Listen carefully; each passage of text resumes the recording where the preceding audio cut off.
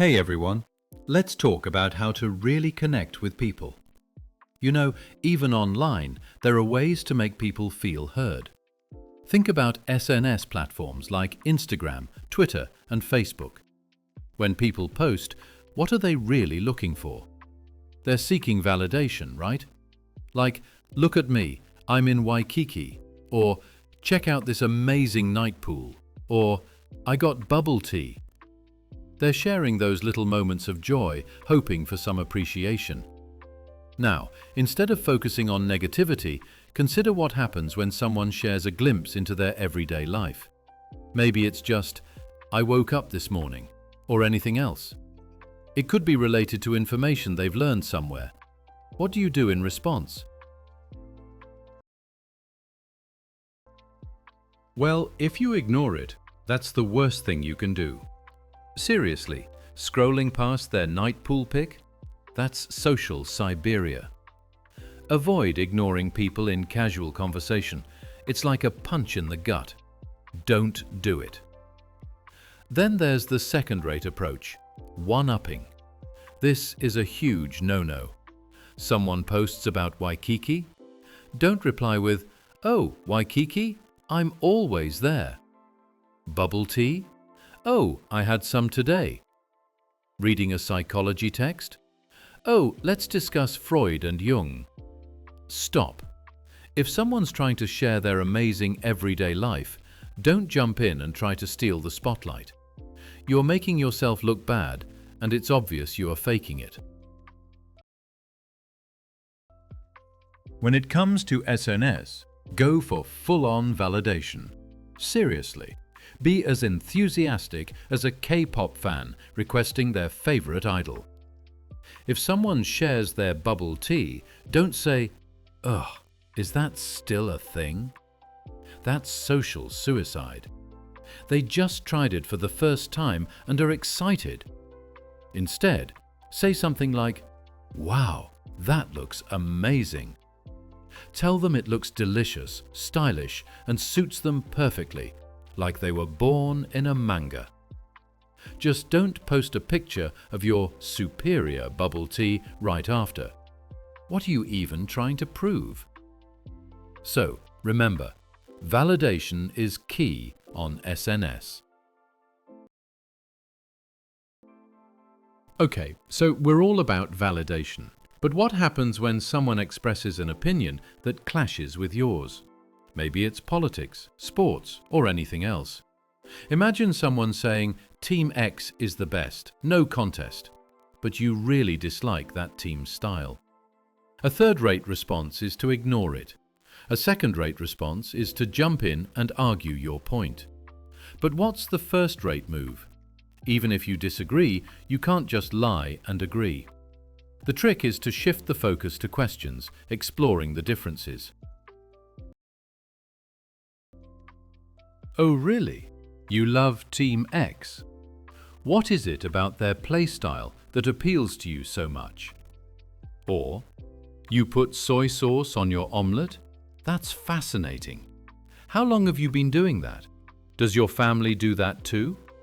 What kind of soy sauce do you prefer? Do you add anything else?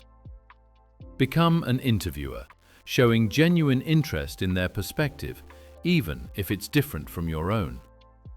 The underlying principle is still the same, showing interest in the other person. So, we've covered listening, but what about making things exciting? How do you really liven up a conversation? Here comes a barrage of techniques. Use metaphors, incorporate sound effects, act out conversations, and occasionally throw in questions like, "Don't you think so?" Injecting that kind of energy really makes things pop. Like, for example, even if a concept isn't explicitly defined somewhere, you can create a metaphor to illustrate it. Let's say there is no direct reference to omelettes with soy sauce. You can still use that to create a memorable example and make it easier to understand. Throw in some sound effects, boom, pow, whoa, to add impact. And don't be afraid to act things out. Imagine a scene. Hey, did you hear? I ran into Yoshiki, famous musician, around the corner. Really? What happened? Well, I turned the corner and bam, there he was. I was like, Yoshiki, what are you doing here in this back alley? And he said, this is where I get my best ideas. So I asked for an autograph and he wrote it in hiragana. Can you believe it? That kind of storytelling is way more engaging than just reciting facts. Emphasize the sound effects. I turned the corner. Bam! Yoshiki! See how much more exciting that is? Isn't it more fun that way? All these things add to the entertainment value. Now, what about large groups? How do you liven up a conversation when there are lots of people?